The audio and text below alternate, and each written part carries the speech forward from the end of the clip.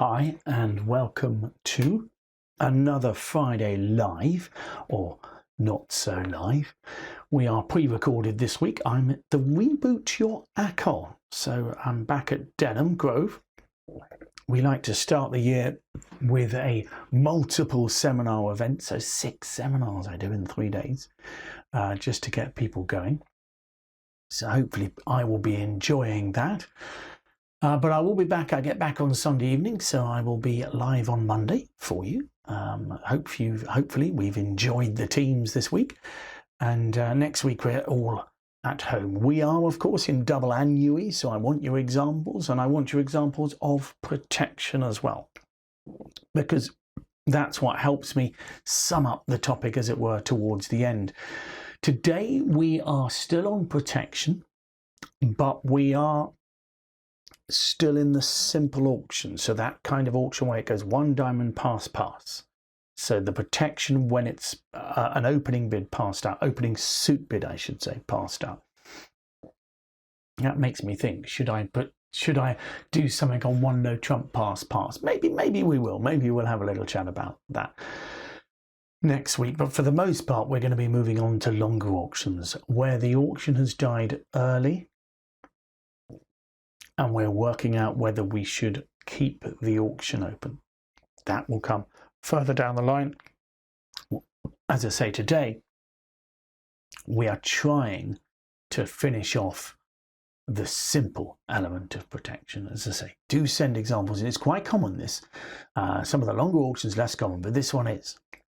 And as I say, my long-term ambition is to try and make sure not many auctions are going to die early. We like to make our opponents suffer. I don't want them making 1 level and 2 level contracts. I want to push them up. Okay, and we're particularly focusing today on passed hands. So where the opener has passed, then there's been a bid and it's come back round to you. Okay, it's subtly different, but should be okay. So let's have a look. We usually look at a bidding quiz, so let's find that for you. So notice East has passed here in this auction. So it goes a pass from East. Okay, pass from East. It's level. South bids a diamond. You choose to pass. You've got, what have you got? 13 points balanced. If you double, your partner will often bid hearts. What are you going to bid then? Okay, so it's not an ideal double. All you need to do is rotate the red suits. I like the double. Okay, whenever you're slightly longer in diamonds, your partner's likely to be shorter, so hopefully he'll be able to make a bid. But here it goes pass 1 diamond, pass, 1 no trump from your partner, and then pass, and it's your bid. Okay, so pass 1 diamond, pass 1 no trump, pass. Okay, have a little think about that and see what that gets you to. Okay, in the meantime, we are going to look at the seminar. We will look at the solution of that bidding quiz, and then I'll finish with the suit combination, which I've been looking at as a whole. Just to say, there's a couple of new courses on. I did say that last week and they weren't there, but they are there now, I promise you. So suit establishment and suit contracts and splinter bids. I'm also looking to work in the next couple of weeks. I'll make sure a couple of the things are ironed out. A number of you pointed out a slight anomaly in the breaking the transfers one, which is quite true. Unfortunately, with some of these definitions, I play a particular way, but the computer, Q+, isn't always able to program that way, or is only programmed in a specific way. It's very good. These programs are really good. You can often choose all sorts of conventions, but obviously they can't go on forever. And on that instance, when I was recording, I was focusing on what Q+ was playing rather than what I was teaching. So I will make sure I change that and make it more straightforward. Okay, so let's go to the PowerPoint. So again, I'll run through the basics at the start because we know this now, and then we'll look on to the topic itself. So what does protection mean? We've said that it's all about looking out for your partner when he cannot make a bid. Okay, we've just seen on the bidding quiz, 13 points we had, we couldn't make a bid. You can have up to 14. 15 points is the very borderline. Okay, because we usually feel that 16 we've got to try and find a bid. 15 flat, you may still pass. Okay, so you can see I do want you to be borrowing kings here. I definitely do. Okay, and particularly when you're short, we're going to see throughout the next month or so that we are going to be trying and trying and trying to reopen.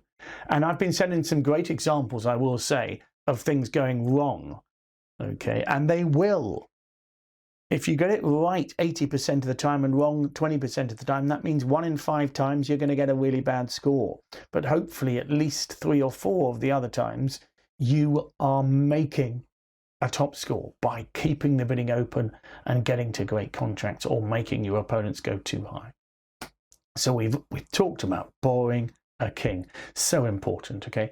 So the auction we're focusing on is one of a suit pass. Today, as I say, I'm going to put a pass at the start in a moment. So that's going to change things. But what we said was that our options are pretty straightforward. There's double for takeout. We've dealt with that. We've looked at no trump bids. We've looked at normal overcalls. We said they're probably about the same strength, except you can be very weak suited. Okay, I like my weak overcalls usually to be strong suits, but here in the pass out seat, the suit could be of any strength. And bear that in mind if you're on lead. Bear it in mind, your partner's not begging for that suit lead. He's bidding because he's keeping the auction open. That's quite important. And jump overcalls, we discussed, it's best to play the constructive.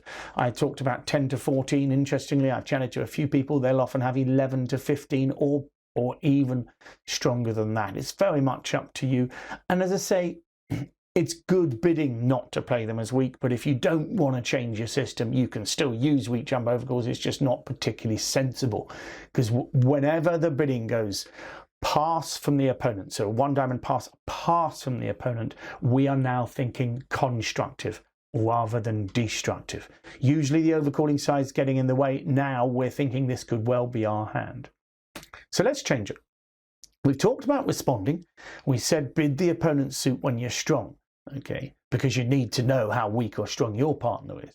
Opposite an overcall, you promise support when you bid that suit. However, what I want to talk about now is remember to check whether partner has passed, because if partner has passed, you know almost always he's borrowed a king to make a bid. So it's so rare that you're going to be in game. Yes, I suppose you could have your maximum 14. He could have the very maximum 11. But that is going to come up very, very rarely. Almost always you are aiming for the best part score. I'm going to give one exception at the very end of the seminar as it happens, but I think you'll see that that's because of shape rather than points. But generally you are aiming for the best part score, because for the majority of the time you're going to have a maximum of 22, 23 points.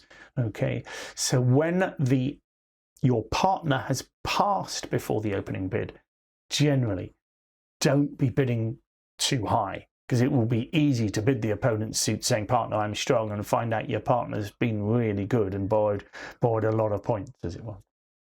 So let's show you what I mean. Pass from west. 1 heart, pass. Okay, I hope you're happy with pass there. You got 13 points, but jack to 4 hearts. Doubling doesn't work. You haven't even got 4 spades there. Okay, so it goes pass. Okay, so pass, 1 heart, pass. What do you do with the West Hand? Well, I'm hoping, well, you're completely maximum now, aren't you, really? 10 or 11 points. Yes, you're aceless, but it's a lovely hand, so you're going to make a double there, clearly. Okay. It then comes over to East. Now, if West has not passed here, I'm pretty excited. I've got a 13 count here. I want to try for game, because partner could, remember, have 12 or 13 or 14 or 16 points. Here, partner has passed.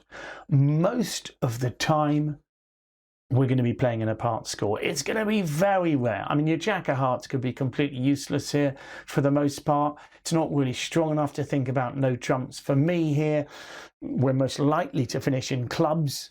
So where are you aiming? partner could have an exciting hand, I suppose, but partner won't have 5 spades in this auction. If partner had 5 spades, partner would have reopened with 1 spade. So you haven't got a major fit. You haven't got any huge amount of points. I mean, I suppose if partner had 11, you could have 14. So you've got 13. That's still only 24, and you're aiming for a game in a minor. So for me, 2 clubs is the most sensible bid. You can be ready to bid again. Don't get me wrong, if they manage to compete, because they have actually got 8 hearts between them. But you're not even sure you've necessarily got a fit in clubs, because partner could be sort of 5 diamonds, 3 clubs, 4 spades. You're looking for your best part score. Okay. And one of the major reasons for that is because partner might not, well, let me show you. Okay, let me give you a different example. So there's one example where probably 3 clubs is going to be comfortable as well. But if I change the hand slightly here, let's look at the auction again. Pass from your partner. 1 heart. Again, you pass. And I'm hoping you will double again with this hand. Okay, this is where I want you to really try hard and borrow that king.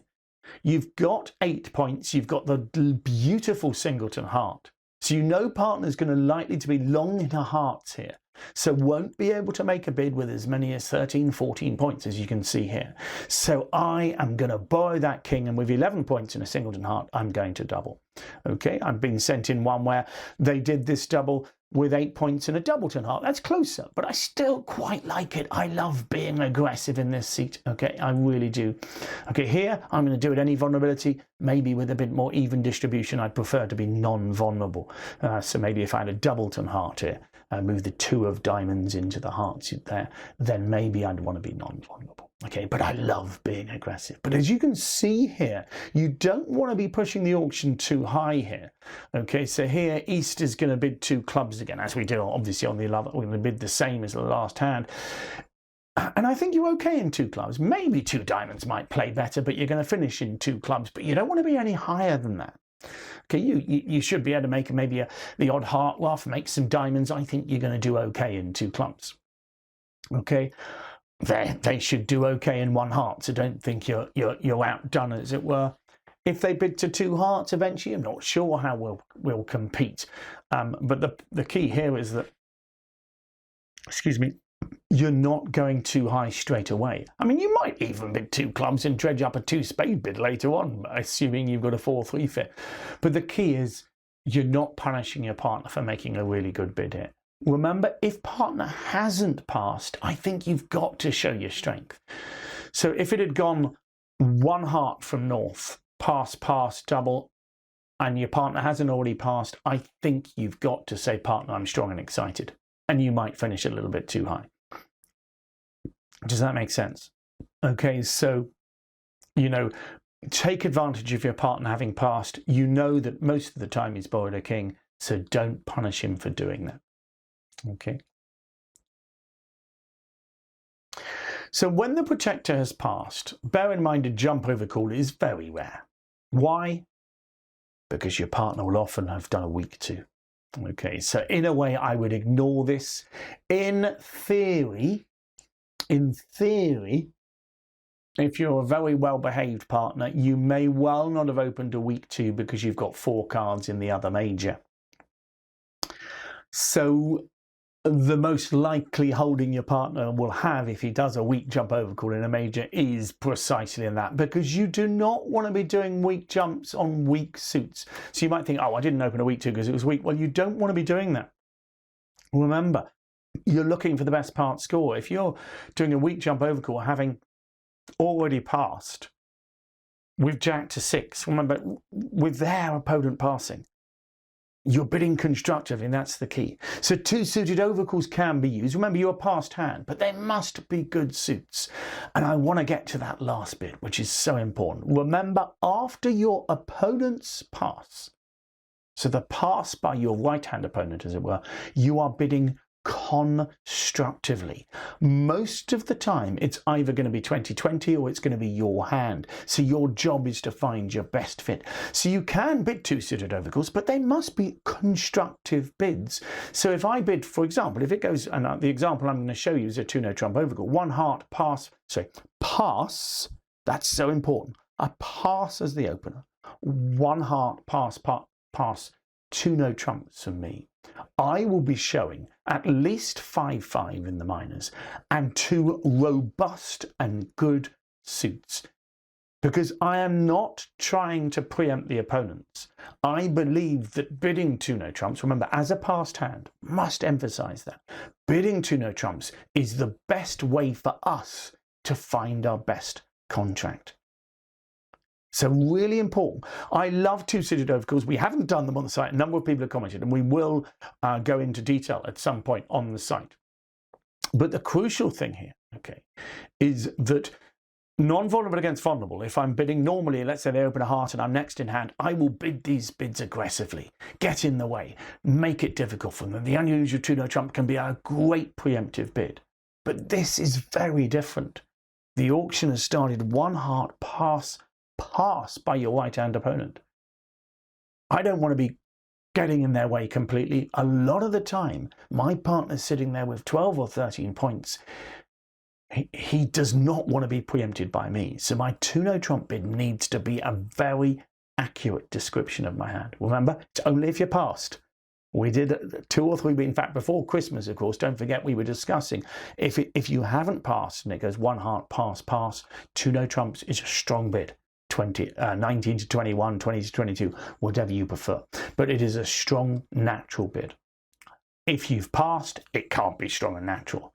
Okay, so therefore, you can use it in your traditional way. If you don't play two-suited overcalls, please don't worry about it. Just ignore it. You'll never use two no trumps in this seat. But assuming you play what's called the unusual two no trumps, you can still now play it. But it must be constructive. Don't do it, oh, I've got 2 5-card suits, jack to 5, queen to 5, might as well. I don't mind you doing that, non-vulnerable against vulnerable, first, second seat, not in this reopening seat. Really important, that, okay? So let's look at that.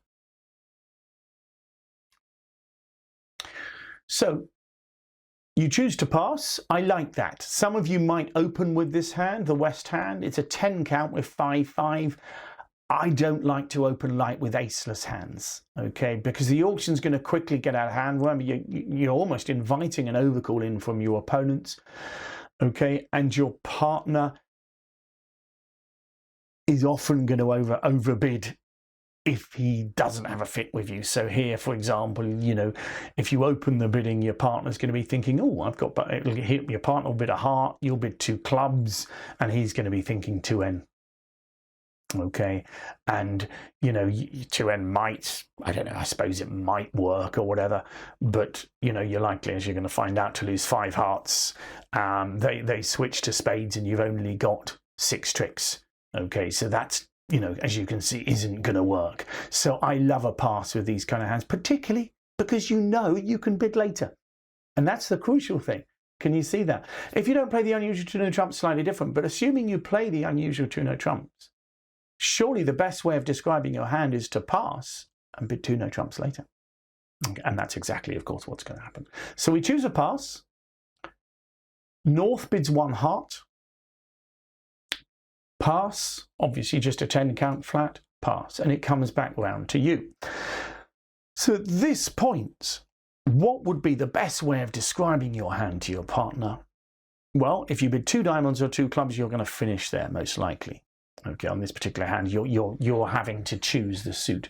Surely, for the most part, given that if you were told it was about 20-20, which it is going to be most of the time, it could be more to you, could be less, but it's going to be around that region. Well, surely you would expect your best contract generally to be either 3 clubs or 3 diamonds because of the quality of your suits. And this is the crucial thing. This is the kind of quality. Take the 9 of clubs away, I don't mind, make it the 5, but it's got to be 5-5 at least. But I would expect to have 2.5 honours in each suit. Okay, here you've got 3 in both. Okay, but I'm sort of talking about a bit of robustness in the suit. So ideally 3 of the top 6. Because you're trying to say, partner, your 2-note trump bid is saying, partner, I fully believe that 3 of a minor is likely to be our best part score. And even if your partner had 2 of each minor, I think you're probably doing best in 3 of a minor here. Okay.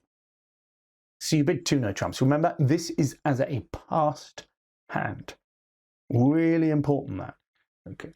And now, of course, what would you respond? Well, East would bid 3 clubs, and that's likely to finish the auction there. And of course, 3 clubs is a lovely, lovely contract. You're likely to make 3 clubs plus 1, but you're certainly not going anywhere near a game. And the most important thing here is West has given a beautiful description of his hand. And that's what you're aiming to do.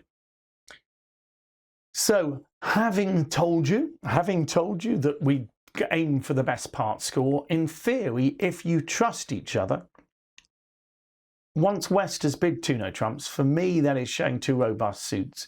If East has the hand he has here, which is a maximum hand, he's got a 13 count, I would be very tempted to gamble on 3 no trumps here, because I've got an honour in each of the minors as the East hand. So yeah, so I would be thinking, look, I've got what looks like a not unreasonable chance of having a double stop win both majors and holding an honour in both of partners' suits. Surely there's a chance that I will be able to develop both suits quite quickly. I do not mind you just bidding 3 clubs with the East hand, but as I say, I want this 2 no trumps to be based on a very good 5-5. And therefore, I think it's reasonable to go 3 no trumps with the East hand here. Remember, you are not bidding 3 no trumps because you're misfitting it. You're actually bidding 3 no trumps because you're fitting. The Ace of Diamonds and the Queen of Clubs are likely to be gold dust for your partner. Yes, you've got, in a way, you're not fitting because you've got the length in the majors, but the key is I wouldn't want to be bidding 3 no trumps here if I didn't have an honour in both minors, because it would, if I didn't, I would have to work too hard to establish tricks perhaps in that minor. Whereas here, as you can see, I think it's not unreasonable to hope that you only lose the Ace of Clubs and 3 major suit tricks. Bear in mind that although North doesn't have to have the Ace Queen of Hearts, quite often, if South has one of the honours, it might be a doubleton. So imagine, you know, the South's 1 high card was Ace of Hearts. If he's got Ace doubleton, he might lead the Ace, for example. Or if he's got Queen doubleton, he might lead the Queen. I'm not sure he should, but he might do. They might lead Spades. You've got a reasonable chance of stopping the Spades twice there, haven't you? You know, it'll be a Spade lead maybe to the Ace. They come back with a Spade. You put the Queen in, and if it loses to the King, you've still got the chance of swallowing the 10. Not only that, you may well cut, you know, bear in mind if South has the King or Ace of Spades, he's not likely to have much more. Remember, he's past 1 heart. And if he's got long spades, I think, you know, so if he's got a 5-card spade suit, the chances are, even 4 spades, he's not going to have any other high card. I think maybe with the King of Spades and the Queen of Hearts, he might have just dredged up a 1 spade bid. So I think it's not an unreasonable thing. However, I have sympathy with 3 clubs because I was focusing, if partner was passed, generally focus on the part score. So do not worry on a hand like this if you miss 3 clubs. So 3 no trumps, okay, because 3 clubs is perfectly reasonable. But what's important is the quality of West's suit. Are you happy with that? Okay, that's what I'm saying. As a passed hand, don't, remember, 1 heart pass, when it comes to you, constructive, because South has passed, we are expecting half of the time at least to have the majority of the points here, okay? So what we're going to move on to is protecting in longer auctions, okay, and those are even more fun for me. There can be quite longish auctions that you can reopen to express your opinion that we should be doing something. So when the auction is dying at a low level, think carefully before passing, okay? Particularly when you're short in their suit, okay? Learn to dislike letting your opponents play at a low level. Now, we will try to identify the different types of hands. So if we think they're misfitting, we just let them lie, because there are hands, we've all seen them, where the side that plays the contract gets the bad score. i.e. everybody goes down. In fact, when you see the handout afterwards that you get these days, the computer printout, you notice that it says nobody can make anything. And that's exactly the type of hand I mean, where nobody's got a fit. Quite often both sides have 5-4, but one has 5-4 in the majors, one has 5-4 in the minors, and it's pretty ugly, as it were. If you can avoid playing those, that's important. So those are the ones we don't want to reopen, and often it'll be obvious because we'll have length in their suit. Okay. However, as soon as you think they've got a fit, don't let them play too low. Okay. We want to fight for those part scores. So that is what we're going to be looking at in the subsequent weeks. I will mention, in fact, I'm going to write that down now, if that's all right. 1 no trump, pass, because a number of people have asked me about it. We'll touch on it. Maybe I'll put it in as the bidding quiz. We'll see. But we'll have a little think about it. But more important, auctions like 1 diamond, pass, 1 heart, pass, 2 diamonds, pass. Okay, they've had a weak auction. Should I be reopening? And of course, it'll marry up with double annuity. Because a lot of these auctions, if you reopen them late, it turns out your partner has a juicy holding in the opponent's suit and is ready to pass for penalty. Okay, enough of that. I'm salivating again. Let's look at the bidding quiz again. So clearly I've focused on what we've been talking about today, which is the past element. So your partner has passed here. 1 diamond from south, you passed. It went past, 1 no trump. And of course, the crucial thing is your partner can't have more than 11 points. Now, we usually play the 1 no trump in the sit-out seat. The pass-out seat is 11 to 14. I'm happy to do 10 to 11 points here. Because we know it's a passed hand, partner is a passed hand, I am happy to play it as 10 to 11.